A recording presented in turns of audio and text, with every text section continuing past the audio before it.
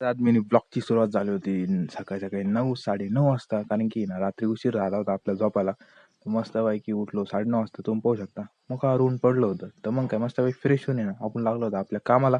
काय आपल्याला नाही साफसफाई करायची होती. तर पटापट आहे ना फावडं कुदळ घेतली आणि साफसफाई करायला लागलो होतो. तेवढंच आहे ना मोकार गरमायला लागलं. म्हणलं थोडा वेळ झोपू. मस्तपैकी फॅन चालू केला आणि मस्तपैकी ना झोपून राहिलो.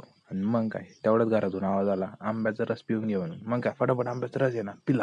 एक नंबर असा आंब्याचा रस होता आणि एक नंबर गार वाटलं. मग काय पिल्यानंतर फटाफट आलो आपल्या जागेवर, वापिस झोपलो. थोडं पडत नाही की लगेच लाईट गेली. तेवढ्यात वापिस सूज आली. मग काय मग लागलो आपण आपल्या आपल्या कामाला. म्हणलं झोपून फायदा नाही आपल्याला, आहे नाही पुरं गड्डं बुजवायचं होतं. मग काय फटाफट लागलो आपण कामाला. आणि इकडे बी ना स्वच्छता करायची होती. फटाफट स्वच्छता करून घेतली. इथं सगळे झाडं झुडं काढून घेतली आणि ना पुरं गड्डं बी ना आपण झाकून टाकलं होतं.